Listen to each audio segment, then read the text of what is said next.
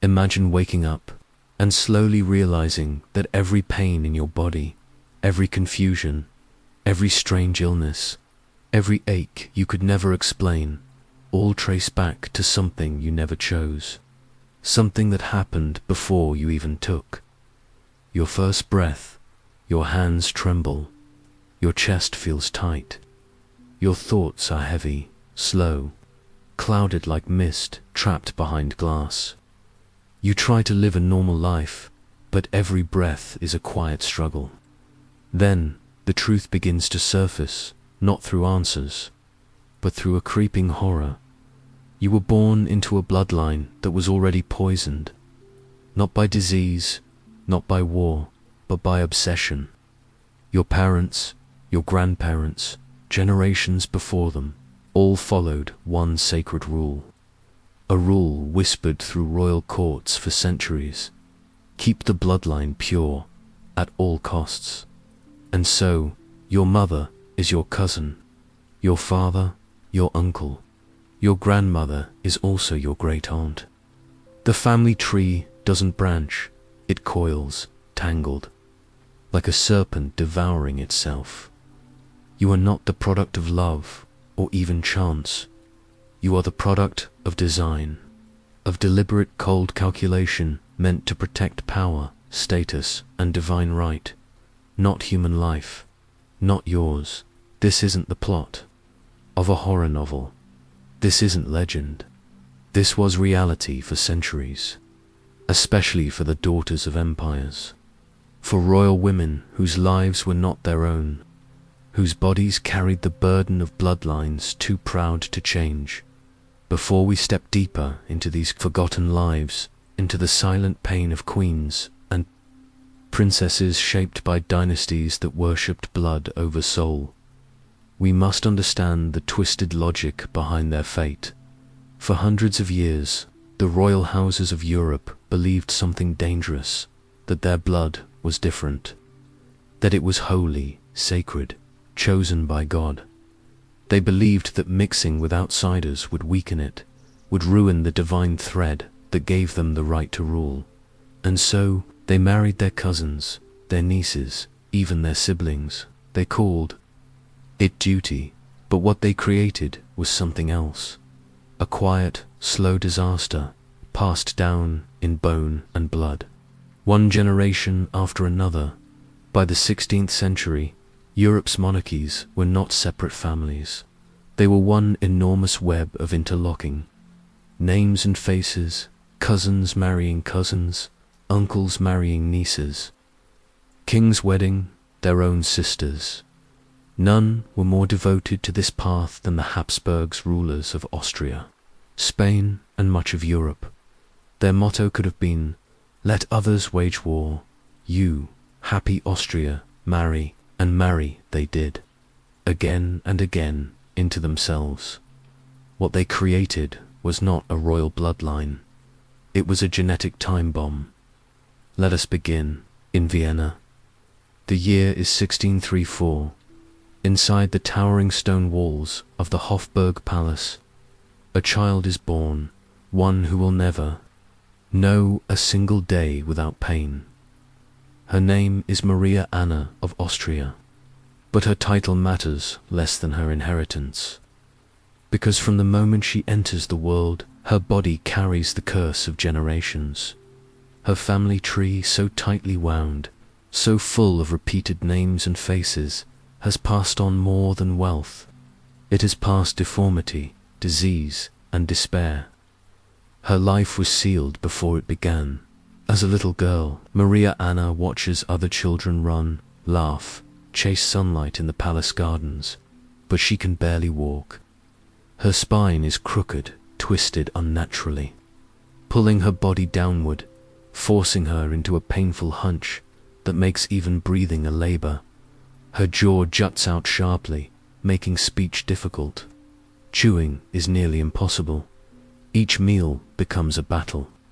Servants slice her food into tiny, soft pieces. Even then, she struggles, each bite slow, each swallow cautious. She often finishes meals exhausted, in tears. But it is not just her body that suffers. As she grows, Maria Anna begins to understand. In the portraits lining the palace halls, painted with royal pride, she sees something haunting. In her uncle's face, the same sharp jaw. In her grandmother's portrait, the same twisted spine. She is not an accident. She is a pattern, a living reflection of what happens when power is placed above humanity. The court physicians surround her with rituals, bloodletting, tonics, whispered prayers. They speak of divine tests, of mysterious illnesses. But none will tell her the truth. Not to her face, yet she knows. She knows what no child should ever have to carry, that her pain was chosen for her. The palace becomes her cage, curtains drawn, mirrors removed. She spends long hours in dim rooms, hidden from court life. But inside her mind, sharp, alert, and tragically untouched by her body's decline, she reads. She escapes into books. There, in those pages, she imagines lives where love matters more than blood, where girls are free to marry for joy, not alliance. But real life does not let her escape. The physicians return, not with cures, but with notebooks, measuring her bones, studying her mouth, comparing her to ancestors. She becomes an experiment, a specimen, a sad proof of what happens when royalty ignores nature's warnings. When she comes of age, marriage negotiations begin, but not for long. Even in a world where cousins marry cousins as a rule, her condition is seen as too severe, too visible. Her suitors, all relatives, all bound by similar ancestry, pull away.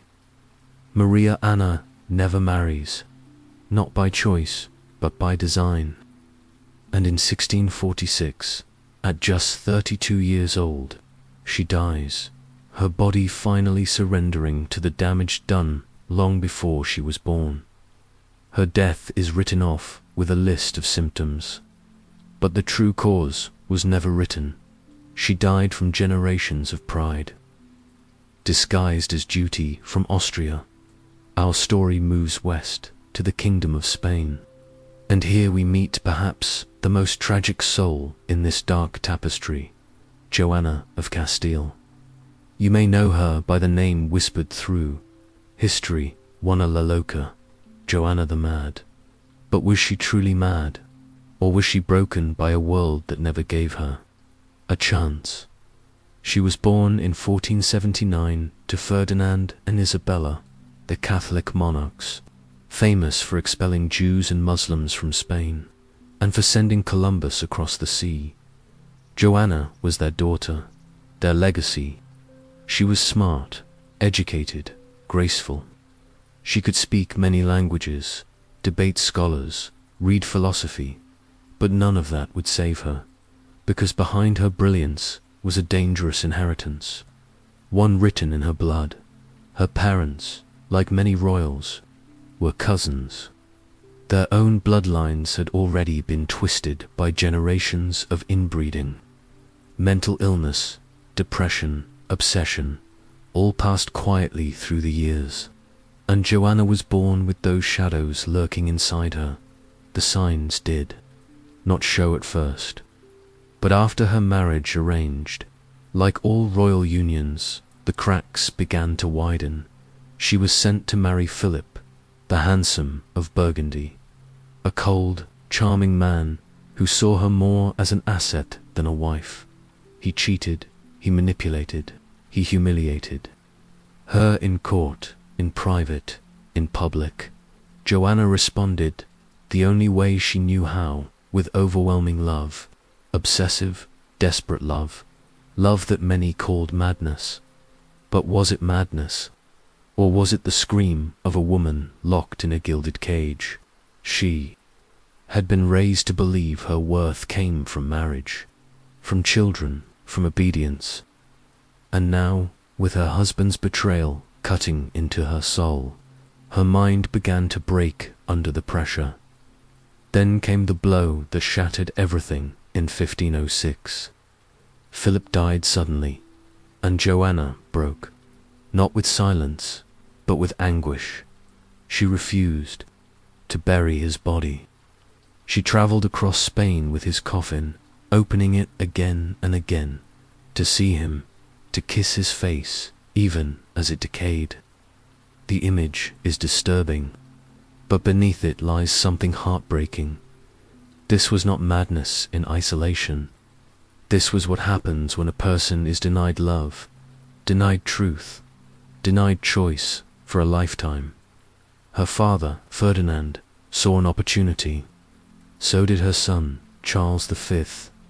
They used her grief to strip her of power. And for the next 46 years, Joanna was imprisoned, locked in cold, dark rooms inside the royal convent of Santa Clara, isolated, forgotten. Her attendants recorded chilling scenes, weeks without bathing, clothes torn to pieces, screams that echoed through stone halls. But again, we must ask, was she mad, or had madness been forced upon her? Today, many historians believe her so-called insanity was political, a useful label, easier than dealing with a queen who would not obey. Her behavior, though extreme, mirrors symptoms of trauma, depression, even PTSD, conditions made worse by isolation and abuse. And let us not forget the genetic web she came from. Her family tree reveals signs of inherited mental illness from ancestors before her and descendants after. Her own daughter would suffer the same dark episodes. Joanna died in 1555, still locked away. Her name barely mentioned in royal documents, her legacy wiped clean. Not because she was dangerous, but because she had become inconvenient. And now we come to another tragic figure. A girl trapped in silks and duty, Margaret Teresa of Spain, born in 1651 to King Philip IV of Spain, and his niece, Mariana of Austria, yes, his niece, because by this point the Habsburg dynasty was devouring itself. Her first child, a daughter, lives only a few months. The second pregnancy ends in miscarriage. And though the court tries to stay hopeful, the silence that follows each birth becomes heavier, more haunted. Then, at last, a son, a fragile but living boy. For a moment, the court exhales. Whispers of celebration ripple through the palace halls. But the relief doesn't last long. It soon becomes clear. The child has inherited the very traits his ancestors tried to protect. Not their power, but their affliction. The jaw, the weakness, the tremors, the signs of the Habsburg curse, passed down like a crown made of thorns. Meanwhile, Margaret Teresa grows weaker with every passing year.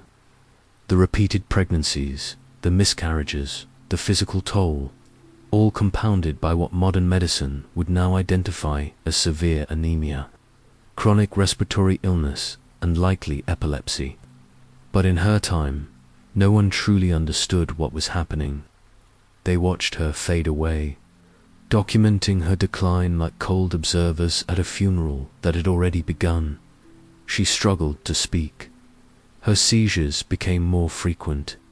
Eating became a burden. And through it all, the court physicians never named the true cause. They could describe her symptoms in detail, but not their origin. They never dared to say aloud, "This is the cost of inbreeding. This is the consequence of bloodline obsession." In 1673, just 6 years after her marriage, Margaret Teresa dies. She is only 21 years old. The official cause of death is listed as fever, but that was a convenient lie. In truth, her body simply gave up, crushed under the unbearable weight of physical trauma and genetic decay. Her death is mourned throughout the empire, but not for her. not for the girl who never lived her own life. Courtiers cry for the loss of heirs. Diplomats express sorrow over interrupted alliances. But few stop to see what was really lost, a human being sacrificed on the altar of dynasty. Now, let us travel to a place famed for its beauty, the court of Versailles. But behind its golden gates and mirrored halls, another Habsburg woman fights a quieter, lonelier battle, Anna of Austria. Born in 1601, daughter of Philip III of Spain and Margaret of Austria, who was also his niece. Another Uncle Ness pairing. Another union blessed by royal pride and cursed by nature. Anna's early years are marked by delays. She struggles to learn. Her speech comes slowly. Her jaw protrudes, making communication and eating a daily challenge. But the most painful sign of her inheritance is invisible. An aching weight in her chest that never quite lifts. Today, we would call it severe anxiety and depression. Then, it was called melancholy, or worse, divine punishment, at age 14.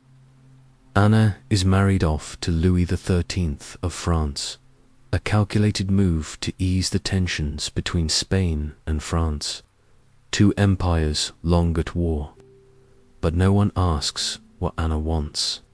No one considers what it means to send a teenage girl, already suffering quietly, into a foreign land with strangers, a new language, and a distant husband. Her arrival in France is greeted with splendor. Music, gowns, fireworks. But the celebration is brief. Her marriage is not a romantic tale. It is a slow, painful unraveling. Louis XIII is cold, aloof, emotionally distant. He, too, is burdened, perhaps, by his own inherited struggles. Some historians believe he suffered from depression. Others suggest he may have been gay or asexual, possibilities that would have been unimaginable to speak of in his time. Whatever the truth, Anna is left alone, surrounded by courtiers who don't trust her, isolated by language and culture, and pressured by one singular expectation: she must give France a son. But her body, already strained by her ancestry, refuses to comply. Pregnancy after pregnancy ends in heartbreak. Miscarriages, stillbirths, infants who die before they can even cry. And each loss is treated not as tragedy, but as failure. The blame falls on her, always her. Court physicians turn her life into a medical ordeal. Bloodletting purgatives, strange diets, regular, humiliating examinations. They search her body for signs of defect, but never examine the true cause. A genetic inheritance shaped by centuries of royal inbreeding. As years pass without a male heir, Anna becomes a target. Nobles whisper. Priests suggest God is displeased. Some even propose divorce, a new queen, a new womb. The pressure closes in.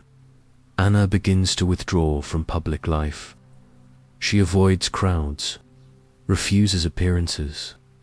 Her fear of the outside world becomes so intense that she likely developed agoraphobia, a fear of open spaces and people. Long before the term existed, she spends her days locked in her rooms, weeping, praying, trying to understand why she cannot fulfill the only role she's been given. Her only comfort becomes religion, and she clings to it like a drowning woman to driftwood. After 23 years of this agony, nearly a quarter of a century, a miracle happens. In 1638, Anna gives birth to a healthy boy, Louis XIV, the future Sun King. France erupts in celebration. Church bells ring. Courtiers proclaim it a sign of divine favor. But for Anna, this is not a victory. It is a new terror. She has succeeded, and now she must do it again. 2 years later, she gives birth to a second son, Felipe. The succession is secure. The pressure lifts, but the damage remains. Anna's health never recovers.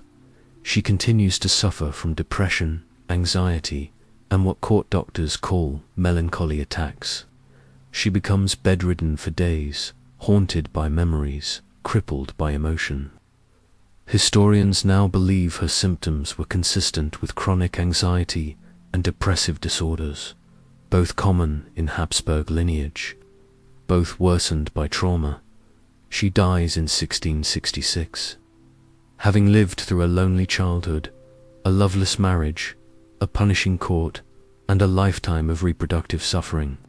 History remembers her as the mother of the Sun King, but her real story is the cost, the unbearable human cost of being born royal. And now, we come to a woman whose name echoes through history more than any other, Marie Antoinette. She is remembered for decadence, for pearls, perfumes, parties, and for one deadly phrase she likely never even said: "Let them eat cake."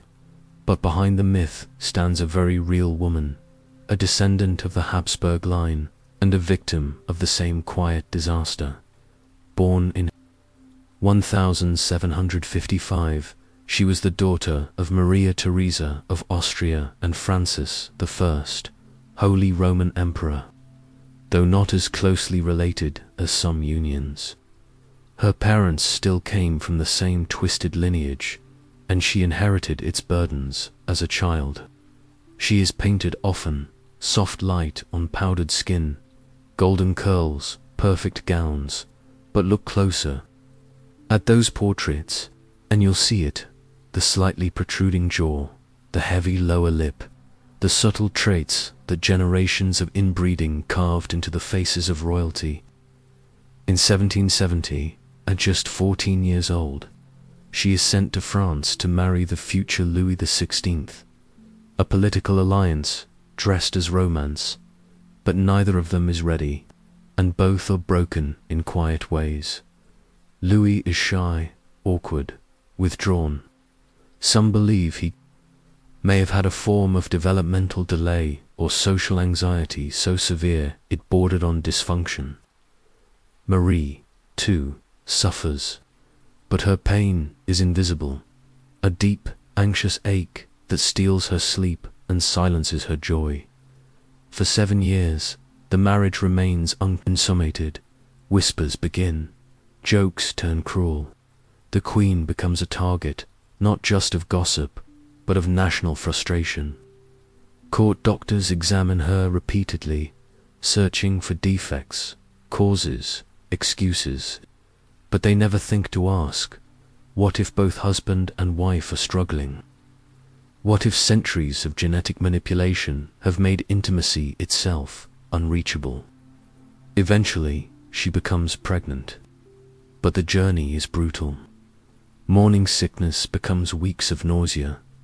Prenatal depression keeps her locked away. Her first child, Marie Therese, survives, but later pregnancies bring only sorrow, miscarriages, stillbirths, and infant deaths that leave her hollowed out. Her enemies use her pain as propaganda, her anxiety, her grief, her fear, all painted as vanity. They mock her moods, her choices, her voice, but none of them see what she carries, the same mental strain passed through Habsburg women for generations. The same trauma, the same hormonal imbalances, the same slow unraveling of a mind under too much pressure. As the French Revolution looms, Marie becomes erratic. Some days she acts with energy and confidence. On others she sinks into silence, unable to make decisions. Historians now believe she may have suffered from bipolar disorder, or another mood condition exacerbated by stress, inbreeding, and decades of psychological trauma. During her imprisonment, guards note that she seems confused, lost. She often doesn't respond to questions. Sometimes she stares for long stretches into nothing. It is possible that she experienced dissociative episodes, her mind retreating from a world that had already destroyed. Her dot in 1793, she is executed, a queen with no crown, a woman whose suffering went unacknowledged. Her final moments are remembered for their dignity. But beneath that dignity was the same resignation we've seen in so many women before her. A quiet surrender to a life she never controlled, and she was not the last. The daughters of the late Spanish Habsburgs, the Infantas, were perhaps the clearest example of what centuries of inbreeding can do. Born in the late 1600s and early 1700s, these girls were the granddaughters and nieces of Charles II of Spain, a king so genetically compromised that his own coefficient of inbreeding was higher than that of a child born from siblings. Charles was infertile, epileptic, possibly intellectually disabled, but his sisters, daughters, and nieces were expected to marry, to continue the line. They could barely walk, could not speak clearly. Some, like Maria Margarita, didn't learn to speak until age 7. Others, like Maria Theresa, suffered from seizures so intense they were called falling sickness. They were still dressed in silks, still photographed, still sold into marriages they could not comprehend, because the dynasty had one command: continue no matter the cost. Her face was disfigured by a jaw so twisted she could only consume food in liquid form.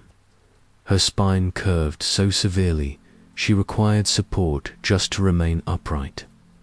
These weren't isolated cases, they were the daughters of the Spanish Habsburg dynasty, raised not in a vibrant palace of music and art, but within the walls of the Alcazar of Madrid, a royal residence that more closely resembled a hospital.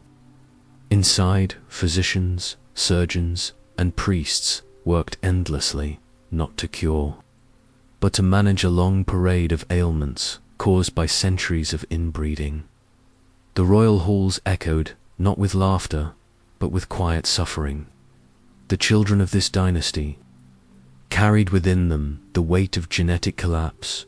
Every room held a body battling something different: epilepsy, stunted growth, malformed bones, weakened immune systems, and minds slipping into confusion and despair. Court documents from the time read less like royal chronicles and more like grim medical reports. Yet even in their fragile states, these women were not seen as patients or daughters. They were seen as vessels, their purpose carved into them by centuries of tradition was to produce heirs, to carry the bloodline forward, no matter the cost. Marriage negotiations continued with mechanical indifference. European courts exchanged detailed health reports, not out of compassion, but as assessments, as one might evaluate livestock. Could she conceive? Could she survive labor? Could she birth a son? Maria Margarita was married off to her cousin, Leopold, the first Holy Roman Emperor and widower of her relative, Margaret Theresa. From the outset, the marriage was a tragic farce. Maria Margarita's cognitive delays left her unaware of what was expected of her. Her body, so weakened and malformed, struggled with the basic realities of marriage. Intimacy was barely possible. Childbirth, nearly unthinkable. The cruelty of these unions wasn't just physical, it was psychological. These women were told their worth lay in reproduction, and yet their own bodies, shaped by decades of genetic repetition, could not do what was expected of them. They lived in fear of pregnancy, not because of the pain or the danger, but because they knew that even if they survived it, their child might not. And if the child did live, it would likely carry the same burden, deformed, weak, damaged. The letters they left behind offer us the rawest glimpses into their hearts. They speak of miscarriages, stillbirths, and infants who died in days or weeks. They speak of dread, of the silent horror that gripped them each time they felt the early signs of life inside them. Some babies were born with deformities so severe they couldn't breathe unaided. Others had seizures before they could speak. Mothers watched their babies die again and again, powerless to stop the pattern, and through it all, many of them blamed themselves. They didn't have the language of modern science. They didn't know about genes, or recessive traits, or autosomal disorders. They didn't understand that they were the victims of a long chain of terrible choices. So they searched for other reasons. They wondered if God was punishing them. They believed they were weak, broken in spirit, not just in body. Today, we can trace their torment to a single, tragic pattern: the narrowing of blood. When close relatives have children, the probability increases that both parents will pass on the same harmful gene, a silent threat, hidden in their DNA. In unrelated couples, these mutations are often masked by a healthy counterpart. But when cousins marry cousins, again and again, those hidden threats emerge. They collide and compound, generation after generation, until the damage is no longer just internal. It's visible, it's fatal. This is known as inbreeding depression. It weakens bodies and minds. It attacks the immune system, lowers fertility, and breaks the balance required for life. One of the most obvious signs of this genetic collapse was the infamous Habsburg jaw, or mandibular prognathism. Over time, the jaw became more pronounced. The bone jutted outward. Lips no longer met. Some couldn't chew solid food. They drooled, choked, and struggled to speak. But that was only the beginning. Modern researchers believed that members of this royal family suffered from a range of inherited conditions: epilepsy, intellectual disability, anxiety, depression, and profound immune dysfunction. Some illnesses, at the time believed to be curses or divine punishment, were likely autoimmune diseases caused by damaged DNA. Fertility struggles weren't mere misfortune. They were encoded into the bloodline. Many royal pregnancies ended in heartbreak, not because of poor midwives or lack of medicine, but because the child never had a chance. The genes were broken. Life, for many, simply couldn't take hold, and when it did, it didn't last. The psychological effects were equally brutal. Women like Joanna of Castile or Marie Antoinette weren't born mad, but they were genetically vulnerable to mental illness. And once placed under the crushing pressures of royalty, that vulnerability became unbearable. Anxiety, depression, paranoia, emotional breakdowns. The dynasty became a mirror, reflecting not just the pain of a few, but the collapse of an entire lineage. And yet the system went on. The women themselves were raised in this belief. Many believed their noble blood made them better than others, more refined, more chosen. They didn't understand they were guarding a legacy of decay. They had no idea they were participating in their own erasure. And still they hoped, each woman hoped her child might be different, that maybe this time the line would reverse, that maybe love could overpower biology. But hope did not stop the unraveling. After Charles, the royal courts of Europe slowly began to reconsider. Cousin marriages didn't stop immediately, but they became less frequent and less extreme. Some began to understand that maintaining power was meaningless if the people who held it were too sick to rule. Still, the damage was done. The women whose lives were shaped by this genetic tragedy were never given a choice. They were born into a system that valued appearance over truth, purity over wellness, and bloodlines over life itself. Their suffering was never honored while they lived. They were not seen as victims. They were seen as disappointments. But today, they tell us something else.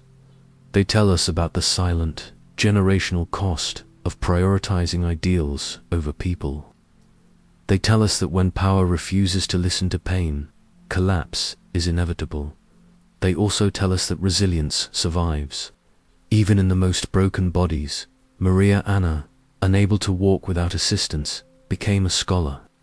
She read, she wrote, she thought deeply, refusing to let her twisted body silence her mind. Joanna called, mad by history, held tight to her emotions, her fierce attachments, her loyalty. Margaret Theresa bore disfigurement with elegance and grace. Marie Antoinette, in her final days, showed dignity no crown could give. Others found peace in religion, or in music, or in quiet reflection. They found ways, small, defiant ways, to remain human. Their stories are more than tales of royal tragedy. They are warnings. They remind us that systems built on ideology, tradition, and power, when left unchecked, can grind people down to nothing. That human suffering must never be sacrificed for political convenience. That bloodlines, no matter how noble, do not excuse the destruction of life. Even today, in pockets around the world, cousin marriages continue. Not always by force, often by culture, religion, or tradition. The genetic consequences still follow. The tension between tradition and biology is not over. The Habsburgs may be gone, but their story is not. That doesn't make their pain noble, but it does mean that it wasn't meaningless, and for that, they deserve to be remembered. Not as curiosities in history books, not as strange portraits with unusual jaws, but as women, as mothers, daughters, sisters, as human beings who were placed in an impossible system and endured it. Their names deserve to be spoken. Maria Anna of Austria, Joanna of Castile, Margaret, Teresa of Spain, Anna of Austria, Marie Antoinette. The forgotten infantas, whose names are missing from the records, but whose suffering was real. They were real people, and they deserved better. Let their legacy not be one of twisted bloodlines, but of truth, hard-won truth, about the danger of treating people as means to an end, about the failure of systems that value power over compassion, about the need to look at suffering not as weakness, but as a signal that something must change. And let us return now to that idea, the one we began with. Imagine waking up one day and realizing your entire life has been shaped by choices made generations before you. Choices made by kings, queens, priests, and councils who believed their blood was more important than your life. For the women of the Habsburg dynasty, this wasn't imagination. It was daily reality.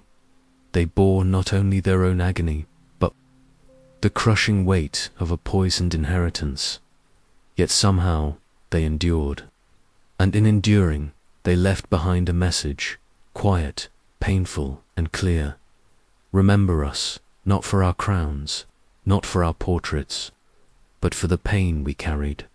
Learn from our suffering. Let our lives be the last warning that bloodlines are not worth dying for.